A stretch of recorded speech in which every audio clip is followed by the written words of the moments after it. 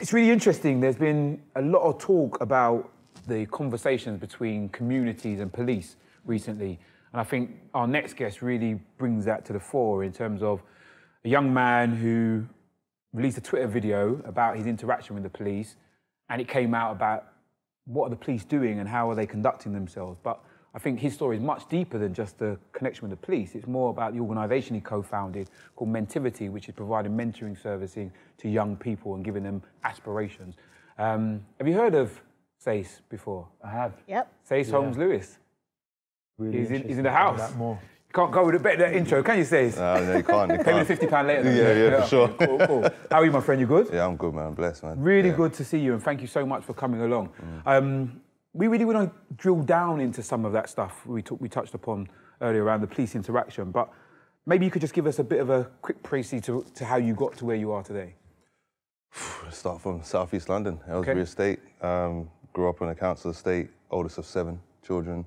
7 kids? Yeah. So where were you in the ranking? First, so I'm the oldest. You're the big man. Yeah. So I'm the oldest, and yeah, it was difficult growing up on a council estate. Dad left at 8, and that's when a lot of my issues kind of came to the fore. Yeah. And just trying to find my way in the world and the pressure of being kind of the man of the house from a young age in that respect. So yeah, South East London taught me a lot. You know, I've been through a lot. I've really focused on playing football to kind of, as therapy, really. Was that your way out? Yeah, it was. And what sort of issues did you have? You said you had loads of issues when your dad left. What were those? Identity. Growing up in an area which was close to like Millwall football ground, you know, obviously Combat 18 or that NFs, and you know, not being able to go to Bermondsey and being chased.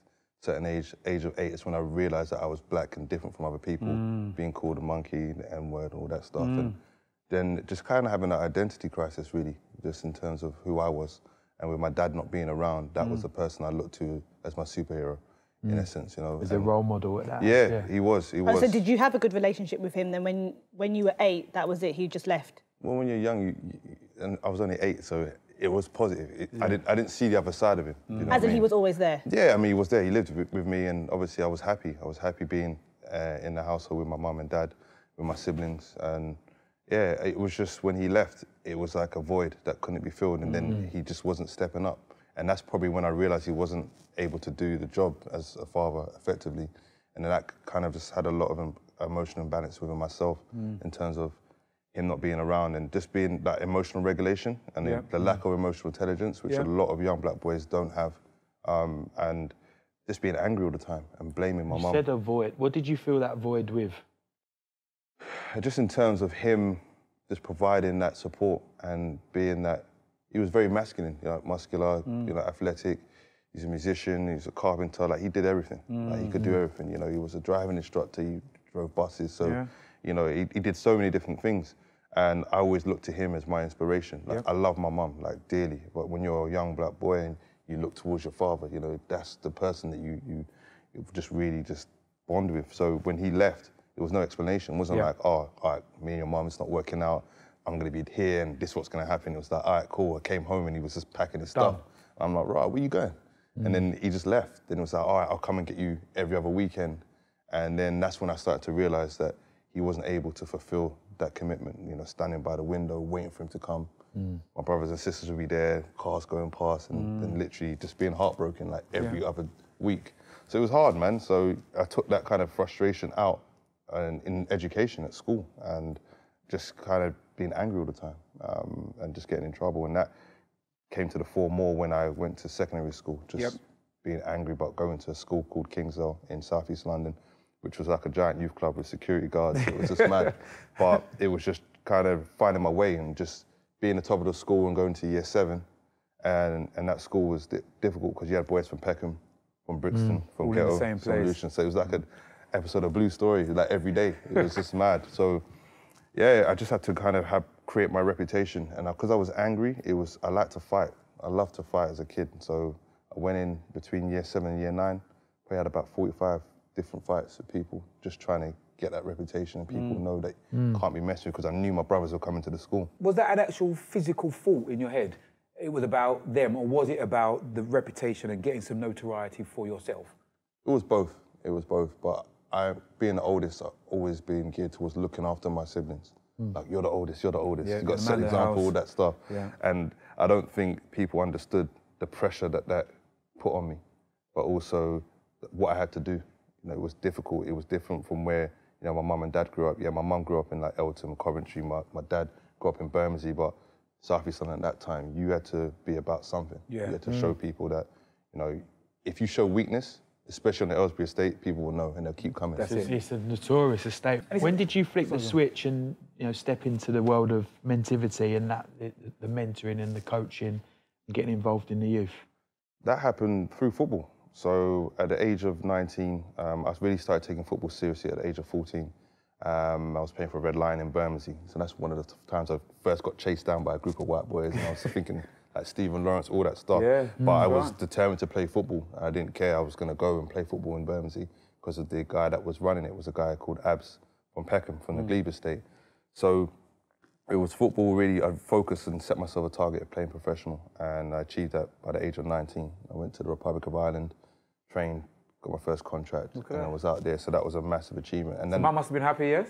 yeah, she was. You know, I left the household, so probably a little less stress because I give her more stress. But yeah, I left the household at 19, moved to another country, a town called Mullingar, like 40 miles from Dublin.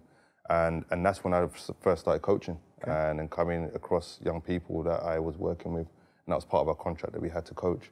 And I just realised I could build rapport with young people quite quickly. And I really enjoyed coaching because it actually helped. That older brother thing, right? Yeah, yeah. So I just was able to do it, and it was something I was good at.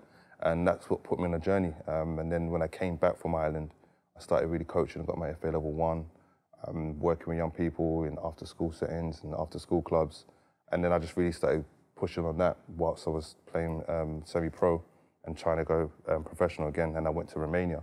So I just really started, that was around 2003, 2004, started focusing really on the coaching. Then I realised the kind of father figure, the role modelling and everything that comes into play when you're a coach. You're not just a coach. You're more than you're that person's saviour for that week. They may be having problems at home and they're coming for that release to play football because you're giving them that discipline and that structure.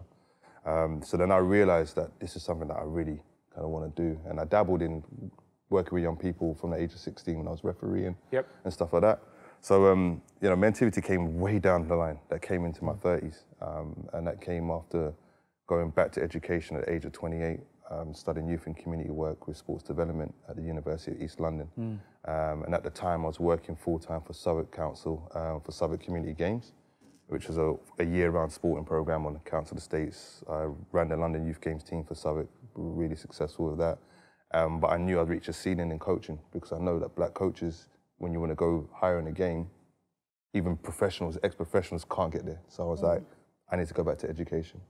So what type was that to try to get into the coaching level or to do or create another pathway for yourself? Create another pathway because as much as I love coaching, and I've helped some of the biggest talents in England. Yeah. I've worked with Jadon Sancho for 4 years, Reece Nelson of Arsenal, Tammy Abraham, Ademola Lookman now is on loan at Fulham. So I helped a lot of those young boys. Jordan Ibe, who's just now signed for Derby. All those boys I worked with through the London Youth Games and Southwark Community Games. And I realised that I'm an effective grassroots coach with elite kind of characteristics. I can get those guys to the next level through the mentoring as well. But I knew that I was really, really good in terms of working with young people on the youth work side of it. But why didn't you then want to go as high as you possibly could? Because you saw there was no people like you at the senior levels, but you decided not to go there even though you loved what you were doing. Because the obstacle is just to get there. If those professionals, those ex-professionals can't get there, then what hope do I have? What are those? So you come from the estate, though. You came off the estate, you did all the stuff in Okay, let me explain. So imagine I did my FA Level 2 2008, so I did that, and the assessor was a guy called John Bayer. He was the head of the Centre of Excellence, or the academy at Arsenal at the time. And normally when you finish your FA Level 2, you have to take 18 months out before you do your Level 3. As soon as I finished it, he called me to the side and said, look, go straight onto your Level 3. Like, you're ready, like, go straight. And when you get your Level 3, I've got a job for you at Arsenal. So I was like, cool, great. So at that time, finding the funds for that, because it was quite expensive back then, was difficult. So I went to my employer at the time, Greenhouse. I was working for a charity as well as Southwark Community Games. And they agreed to pay half. Now, what happened is that Southwark Council realised that if I get that Level 3 and Greenhouse, then I'm going to be gone. So they both decided not to fund it. Wow. So rather than go forward with it, I said, you know what? I'm at a good level of coaching. I'll keep educating myself. Let me go back to education. I also wanted to go back to university. So I said, let me do this because people are not taking me serious enough because I don't have this paper behind me, this degree behind me. So you saw the game and you took the smart decision not to bang your head against a brick wall, but actually find a different way. And that eventually led to Mentivity. Yeah, it was progress. And when I finished, I worked full-time, part-time youth work, part-time coach of a greenhouse, had Cameron as well, I had a family. And studying full-time, which most people will do part-time. Yeah. So what type of young people does Mentivity look after? It's a wide range. So for me, the issues that young black boys and girls face in education in terms of the institutionalized racism and the kind of oppression and conscious bias, we wanted to support those young people first because I've worked at pupil referral units and I see how they're treated and how you've come out of a system in terms of formal education and you've gone into a pupil referral unit, but you're still trying to force the same education which they rejected down their throats. Makes no sense. So I worked as a PE teaching assistant initially and then unqualified PE teacher. And the rapport that I built with the young people allowed them to raise their aspirations to actually do the work they didn't want to do. But other staff just weren't equipped to do that. They just didn't understand where these young people were coming from. So we started off focusing predominantly on black boys and girls in education.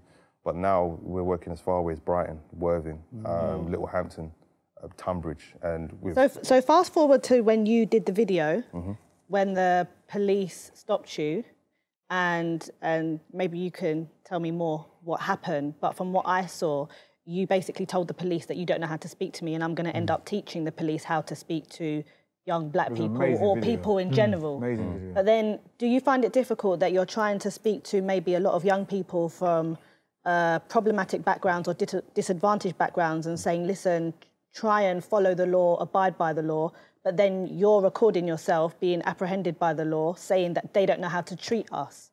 How do you then teach young people when you're telling the police, you don't know how to treat me? So it's good, that's a great question. But the thing is now it's about increasing the social capacity of young people because everyone's in their phones. They don't know how to hold conversations. They don't know how to build relationships and sustain those relationships. And the way that we educate young people at Mentivity is through conversation, through sharing experiences.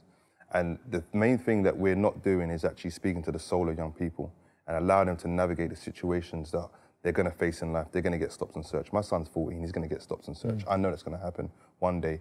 We're not preparing our young people for this.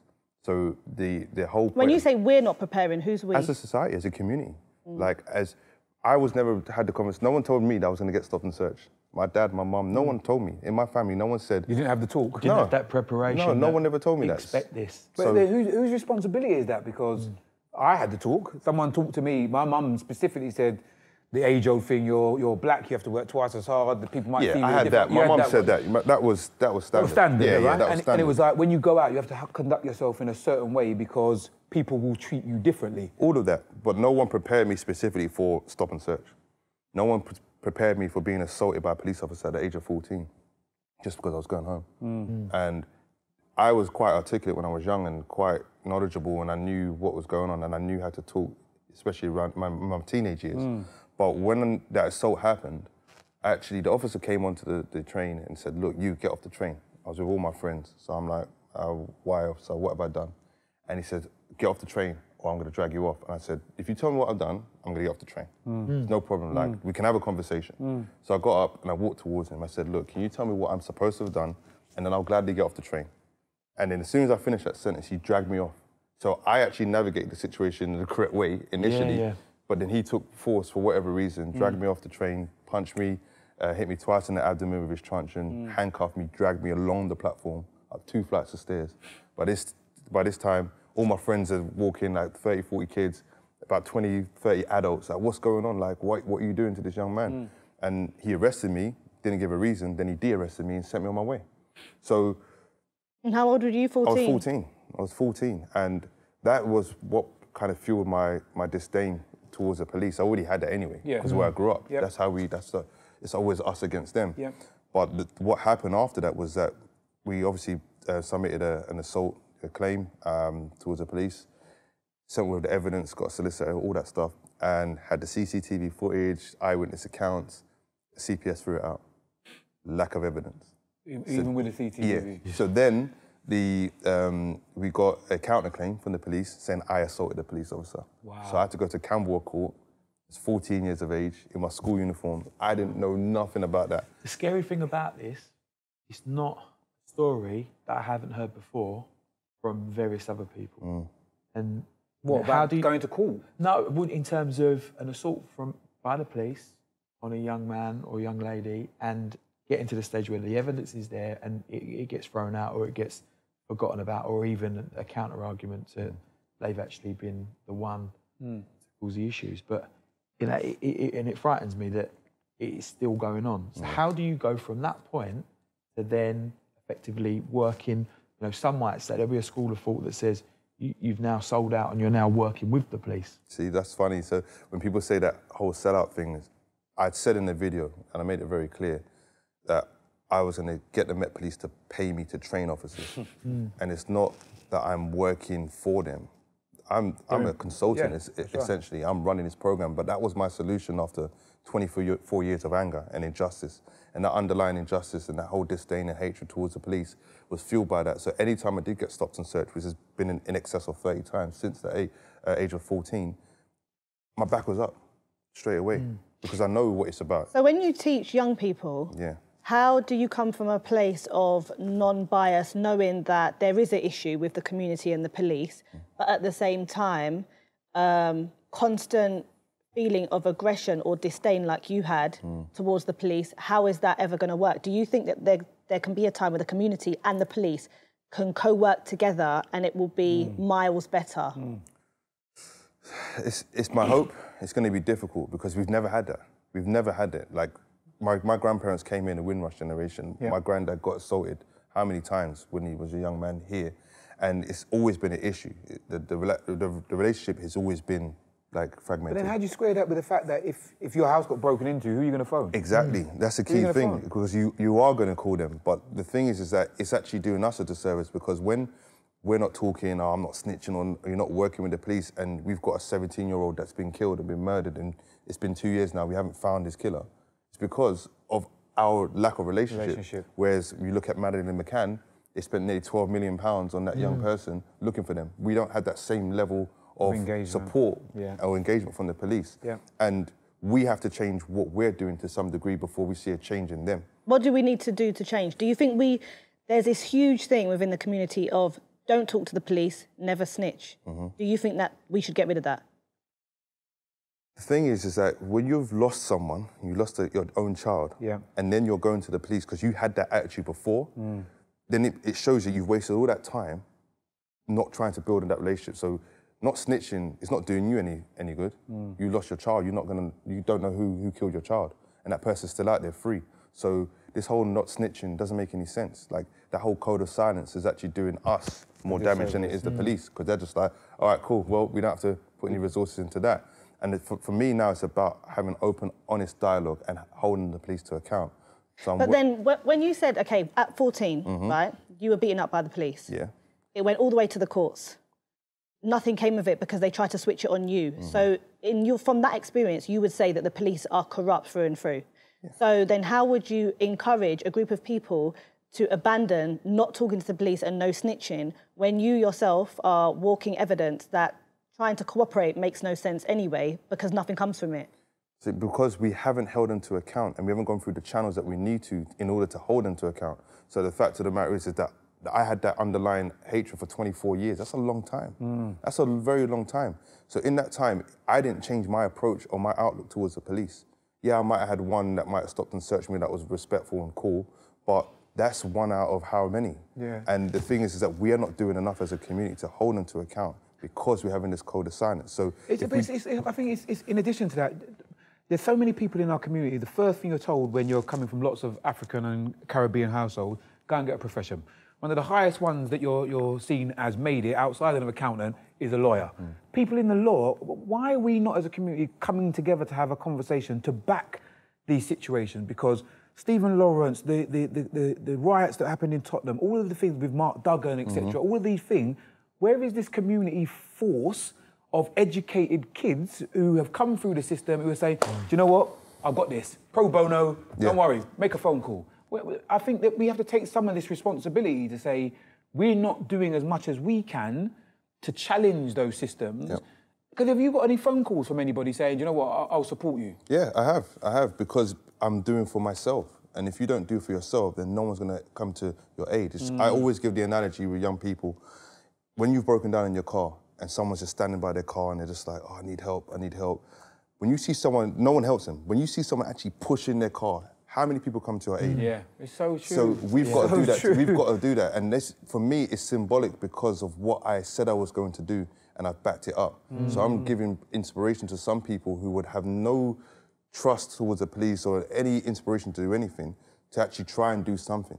And for me, it got to the point where I had enough, because I've been stopped and searched with my son in the car. And it's just like, what can I do now to change this? For someone that's been positive in the community and doing what I've been doing, to treat me like this, imagine what they're doing to other people. Someone who's not articulate, So- doesn't know the route and can't come through. When we look at this, it's a two-way relationship between, you know, the police and, in most cases, a victim as such. But is there a part to play with regards to educating those young, particularly young black boys that are getting stopped, around how they Not just communicate? young. Well, yeah, I see black grown men who can't, you know, articulate themselves when having to deal with the police. Is there an education piece around how they communicate to the police? Definitely, but that comes back to the emotional intelligence and the emotional regulation that we don't have from a young age.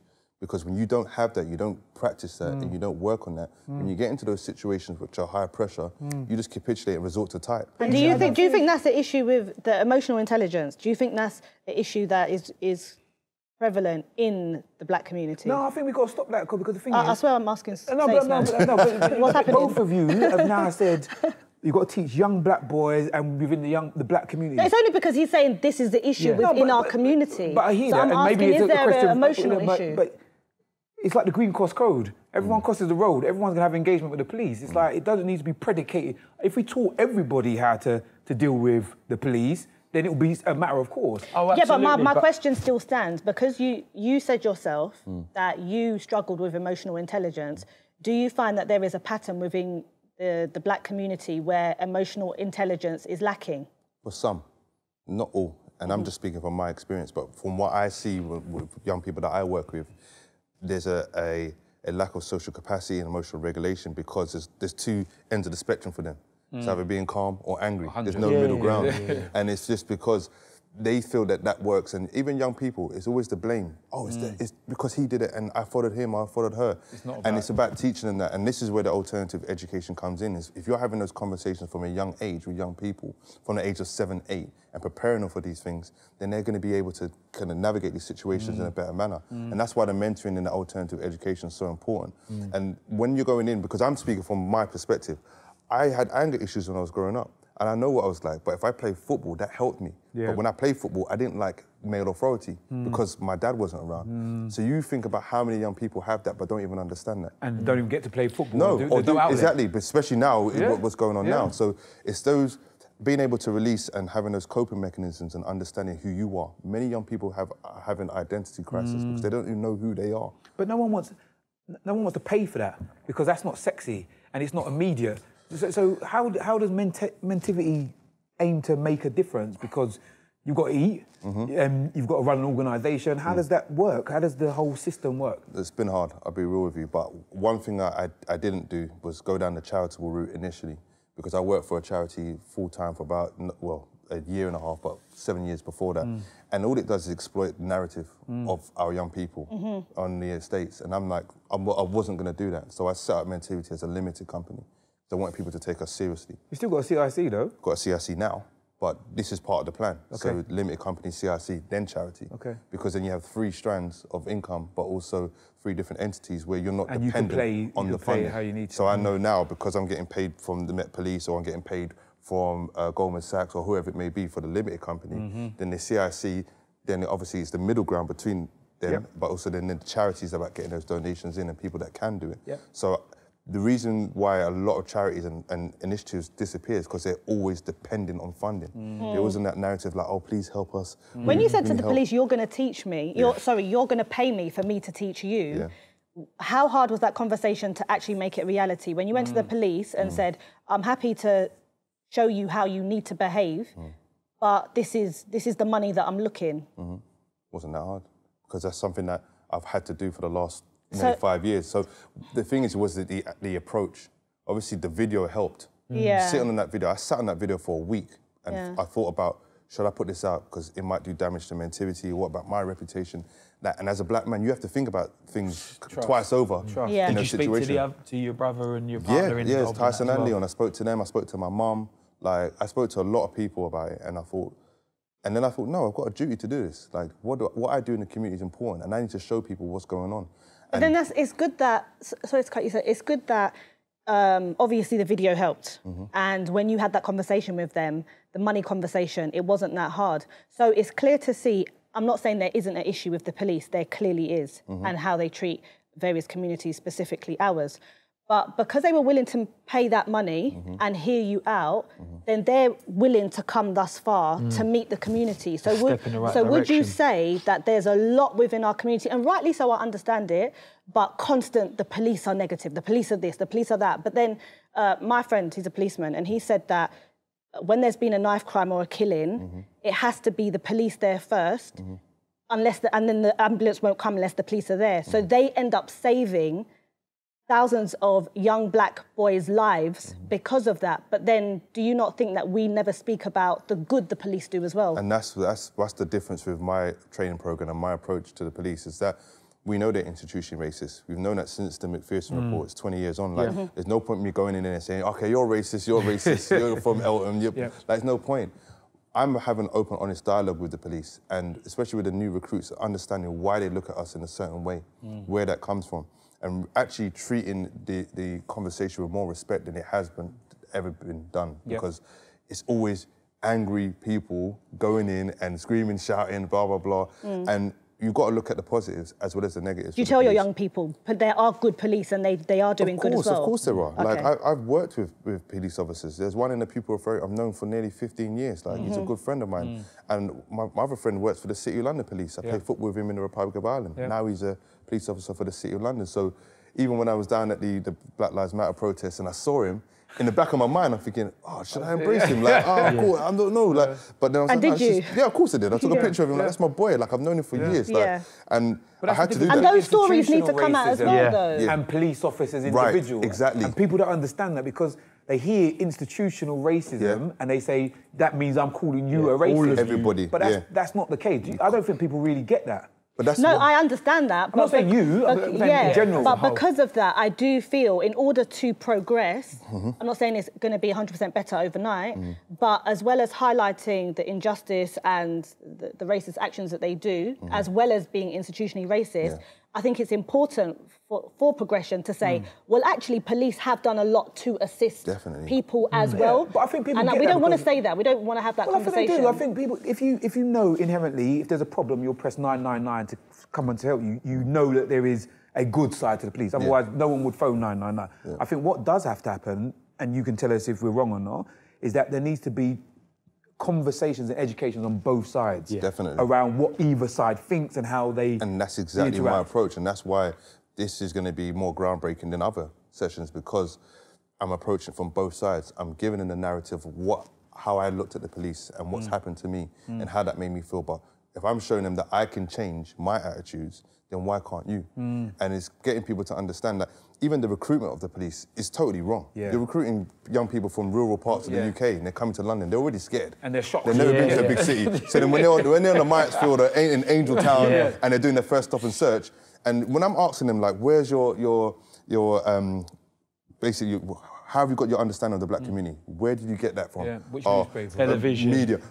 Boys in the Hood. It's always Boys in the Hood. I'm like, but that's LA. That's not London. Oh, yeah, well, yeah, but then what about all of our stuff? What about all of the content that we continue to push out there? No, Blue I agree. Story, Top Boy, all of it. Let me land. That all of that content that's constantly pushed out there, that reaches those different parts of England, is more negative. If we look at the majority of our music, our entertainment, it's heavily on violence. I agree. So what do you expect a person in those rural areas? The only black people they're seeing is not the positive ones. Don't agree. But let me finish. So when they go into the Angel Town or North Peckham Estate or wherever, and their first interaction is a stop and search with a young black person and they get that negative response, then it reinforces that stereotype. So I agree with you in terms of what you're saying. Tell Tim, however, what's this though? However, you have to be objective in what you do. You're a public servant. You're here, the public are the police and the police are the public. You're there to serve the police and the community. So if you're now skewed in your vision, you've got this conscious bias. Some in very small cases. How is it conscious though? Because it's a construct of your worldview. You haven't actually gone and said, you know what, I'm going to integrate myself in the community. Let me go and walk around. Let me go and speak to people. Let me go to this school. Let me go to that person. Let me find out what's going on. Let me go and check on that parent who lost a young person. What was the issue that you faced? You're not embedded in the community, and that's where the police are failing. So how does mentivity fit in? Because you had mentivity before your work with the police. How does it fit in now with your work with the police? So, in essence, we're a alternative educational provision and a mentoring organisation, and it's really focusing on early intervention in schools. What's early? So I'm talking 7, 8 now. Like it's actually got a lot earlier because young people are facing a lot more issues at a younger age, especially with social media and having access to certain things. So we've got to get in there early and give them the support and give the schools the support, but also support the parents in that as well. We do a lot of education with parents and actually giving them that support on how to navigate certain situations with their children, but also training the teachers to receive young people in a certain way and make the classroom more inclusive, which is really, really important. And it's something that we face, when we were younger in certain classrooms. You just got to teach you don't like them. So for us now, it's providing that kind of holistic service for young people, parents and professionals so that they can all progress. And in young people, it's actually raising their aspirations in linked to their passions so that they can have careers linked to those passions. Because far too often, young people, when they transition from primary to secondary school, they get to year 7, they've got no clue what they're passionate about and no clue what they potentially want to do. So you float around to year 7, year 8, year 9. Year 9 is a very precarious time for young people because you don't know whether you're still young and a part of the lower school or if you're part of the upper school and no one really respects you. And you're like just kind of in the middle. Limbo land. Yeah, just literally. So where we come in now is with the Raising Aspirations project is looking at the critical ages where we see high dropouts and lack of engagement in young people. So year 6, especially in that last 7 weeks of term when they've done their SATs and they're going to, they've got no clue. No clue. And the school doesn't really value them because they're like, okay, your value now is insignificant.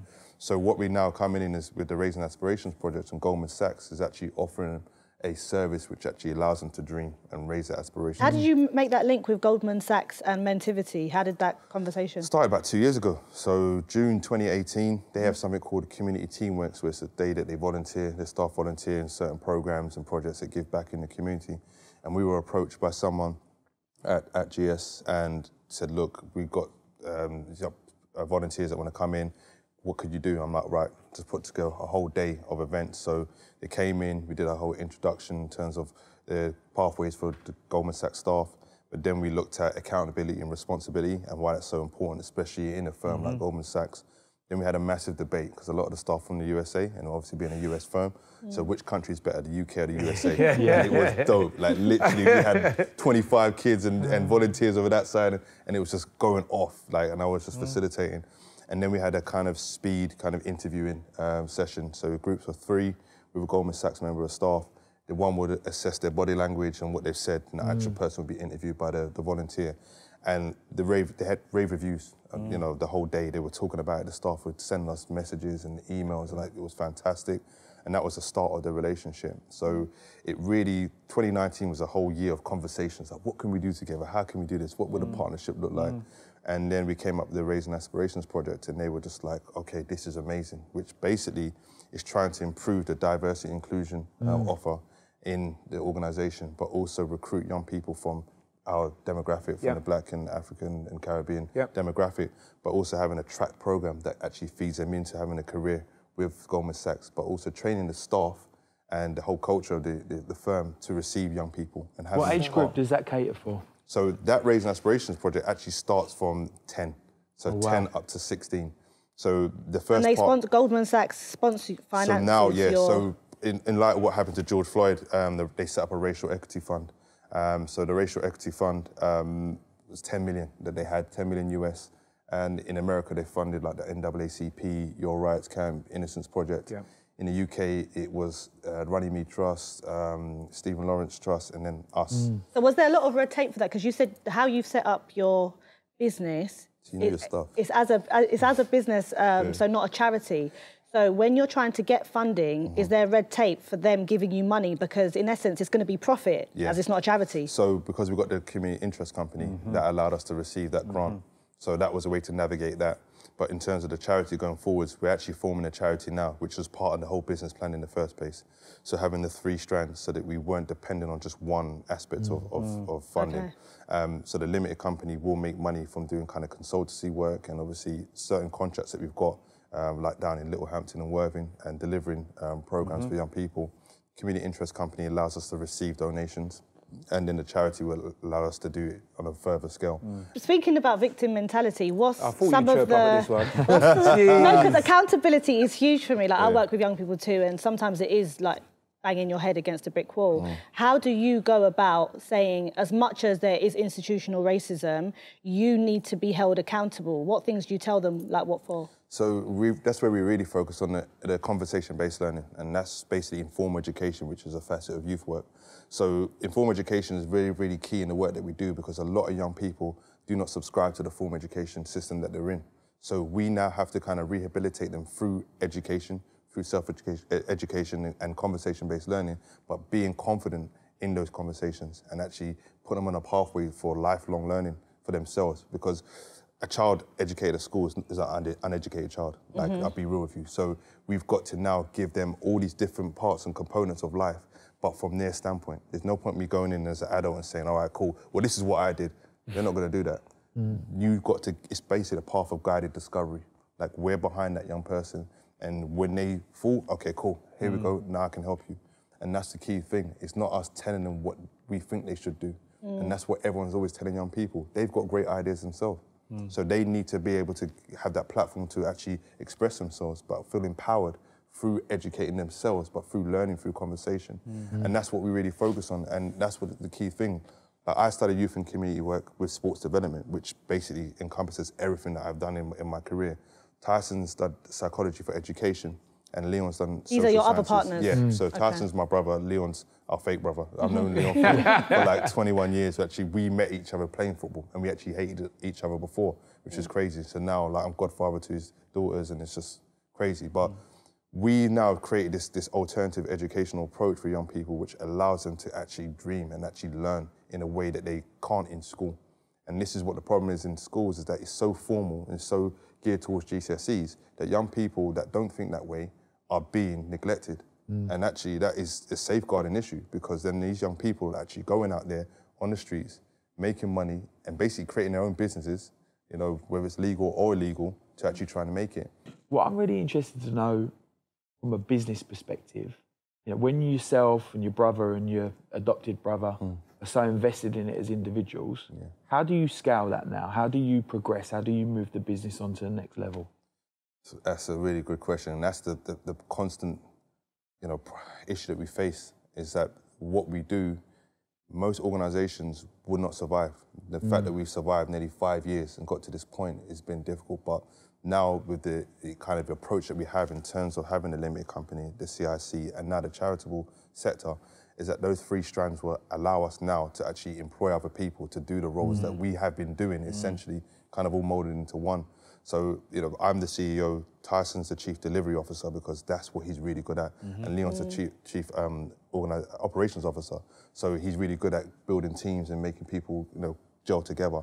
So now we're actually starting to focus, because those guys were actually studying for 4 of those years, which was a massive burden on them, but also me, because I had to do pretty much everything. I had to run the social media, I had to go and deliver, I had to go and do the media appearances, all these different things.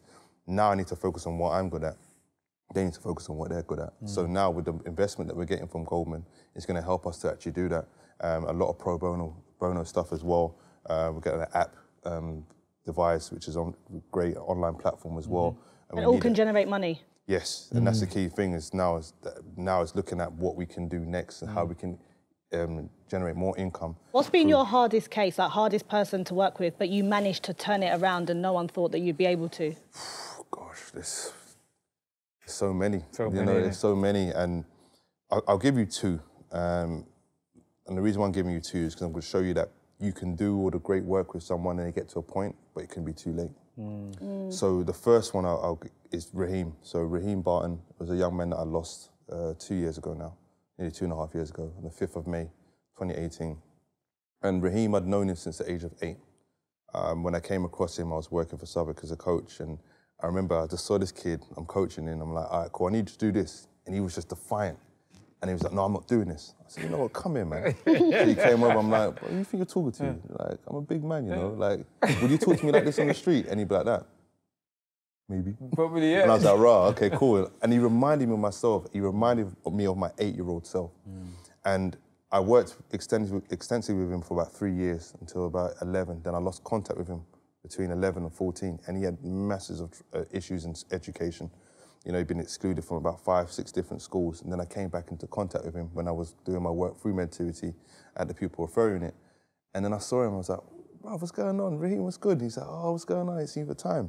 And he was still having the same issues. But he was stabbed when he was 16, just near his heart. He survived that, but that was because he was hanging around with his brother who was deeply involved in some other stuff. And we were working with him. It was hard. I'm telling you, it was hard, like week in, week out. Why was it hard? What made it hard? Because he had low levels of trust. He didn't trust men, black men in particular. The issues that he faced in his life is that he had a lot of black mentors come into his life and then disappear, which I was one of them, because because you're focusing on that kind of work, but it's also charitable, it can't continue sometimes. So then he's got a lot of rejection. So when I came back into his life, he just put up this barrier. And he's a Scorpio man like me, so he was just saying things. So it was just like bucking heads certain times. Yeah, so we worked really hard. And after he got stabbed, he really started focusing on what he wanted to do, which was architecture. And then we actually put him towards that. We took him to an architecture firm. He actually saw the figures around. He saw these models and this guy that we knew that he ran it. And he was like, yeah, I built Beyonce's house. I did this. He was like, no way. So literally, there's that light bulb moment. And then he started doing his apprenticeship and he got his... went on the building site, got his CSCS card and all that stuff, and he was really just geared towards it. And then he started putting out these drill videos, and that's what the issue was, that from Moscow 17, which is Brandon Estate, and then Zone 2, which is Peckham. And the thing is with social media, once you put those things out, it's out there forever. So we saw the video, and we actually sent him to Jamaica. Mum, we spoke about it, we said, look, we're sending him to Jamaica. So we sent him to Jamaica. You knew the onslaught that was about to happen. We knew what was coming, so we said, look, you got to get him out. Because of that drill video. Yeah, and just where he was going. And the thing is, you see a turning point in young people. Like, you can see the life slowly leaving them, even though they're still alive. And you can see it, and I've seen it so many times. So we sent him to Jamaica. He was there for about 6 to 7 months, and he was like, yeah, you know what, Sayce, I'm working, I'm doing this, and, you know, it's nice out here, like, it's chill. So I kept talking to him. And then he came back in February, did another video, and that was a video that actually got him killed. So in that time, between February and May... What was in that video? It's Taunton Zone 2, which is another rival area in Peckham. And then literally, that's what, basically, So, but in that 3 months, when his mum called me and said, look, Sayce, I need your help, I'm like, look, cool, I got you. When he comes back, he's got a job with the football club. We've got a football club called City of London. You're going to learn how to coach because he loves football. So he started learning how to be a coach. He was mentoring through that process. And then he was going to start working with Mentivity. But we started making like real strides with him because he realised being out of that environment and being in Jamaica and coming back, you know what? It's not for me. Like all these people, they're snakes, man. Like I'm not going to get where I want to get to. I'm like, all right, cool. So he was ready. So literally, he was supposed to start working with Mentivity that week, the first week in May. And on that day, he delivered a session. It was his best session, the 5th of May. I picked him up from his house in the morning, drove to the session. I had my son in the car, my girlfriend at the time, and like it was like, cool. And then when the session finished, we decided to pay him for the first time. We paid him and said, you know what, that session was dope, you did well. And we always used to tell him, you know what, we love you, man. And he'd be like, Sayce, man, you like guys or something? I'm like, no, bro, I'm telling you because that's how I feel. You need to hear it sometimes, So imagine now, the session finished, it was a hot day, it was so hot, and he was on the floor and he was lying down, he's like, you know what? I got love for you, man. I got love for you, like you've always told me. And this was the moment now that I knew, the breakthrough. And he was like, I want to travel with you guys, get nice cars like you guys, do the things that you guys are doing. Like, just trust you again. I got you, like I've got you. Whatever you want, I'm going to do. I can't wait to start working with Mentivity. Went home, 4 or 5 hours later, he's dead. And for me, that I will never forget that moment where we got through to him, because he was so hard to get through to. And I knew the obstacles that he was facing in terms of lack of trust. And, you know, it was a lot. It was a lot. And I will never forget him. And he's always going to be someone that we refer to in our work. It's so important, because that period of change that he had was just monumental, because it was, because no one else could get through to him. No one else could get through to him. And we've got a lot of young people that we've worked with. You know, a young guy, David, who's been on national TV with me in a Victoria Derbyshire show because he wanted to be a politician and stuff. And I'm like, I'm putting you under pressure now. You know, he wants to be a physiotherapist, so now he's doing his BTEC, sports science, and he's going to be looking for a placement, so we're trying to help him with that. And are the parents supportive? Do they understand how... We make them. How... We go to that. Listen, is it hard? Is it are some parents like, you're not going to be able to work with him, nothing's a lot of parents will have that, but we always have that belief and that hope. There's always a point with some young people where we realise that, you know what, there's a point of no return. So you can look at a person and say there's no hope for you? Yeah. And that's it? They're too far gone. Very, because that energy we put into that young person, we could be using for somebody else who's actually going to take it on board. And with, like, for example, with David, we've got like an exhibition that we have every year in Coldrops Yard in King's Cross. We've got like 10 light boxes. We put our most positive mentees on there, and David was one of them. And he was on the verge of doing the same journey as Raheem, the same journey. But I remember saying to him, look, if you carry on at school, you're going to find me in your house, eating your food, talking to your mum, having a cup of tea. And he was like, trust me, listen. And then when I turned up at his house and he came in late, believe it. He turned in and was like, oh, I'm like, yeah. And that's when they know that you're serious, because that's no off one the would clock. ever do that. That's You're keeping off the your clock. promises. Yeah, so he's now flourishing. We've got a young lady, Juliet, who's now playing for Brighton Women's. She hated school, like formal education, hated school. And she lost her twin sister at the age of 15, so that was just in year 11, that was crazy. But she managed to get her GCSEs with our support. Now she's playing for Brighton Women. She's trained with the first team as well, doing really well. Being called up for Nigeria under 17 for women's. Really pushed her. Another young girl, Tiani, amazing dancer, spoken word poet, but just aggressive, man. Like, she's just aggressive from Tottenham, from your end. But, you know, we move. Would you say that the work that you're doing, particularly with the youth, is filling that void that you had missing in your early life? Without doubt. This is my last work. Mentivity is a reflection of what I needed. You know, coming across Abdullah Ben Kamal, Mr. Devon Hanson, who's my head of year at Kingsdale, who's now was an executive head for ARC School Academies, Evelyn Grace, all these different schools, all these prominent men and gave me that support. And Mentivity is not just about men. We mentor girls as well, but it's a play on words. So it's mentoring activity. So Mentivity actually came to me in a dream, and I just said, let's just go with it. And for me, it is filling that void. You know, for so many young people, it's what I didn't have and what I needed. If I didn't have those prominent people in my life, then I don't know where I would have gone. Well, my friends, we knew it was going to be a good one, but you stepped up the bar. Thank you so much for sharing. Thank you for educating us. And the mentoring you continue to do amongst the young people, which is so necessary. We wish you nothing but blessings, but thank you so much. Thank you, Thank you Absolute pleasure. so much. Respect, thank you.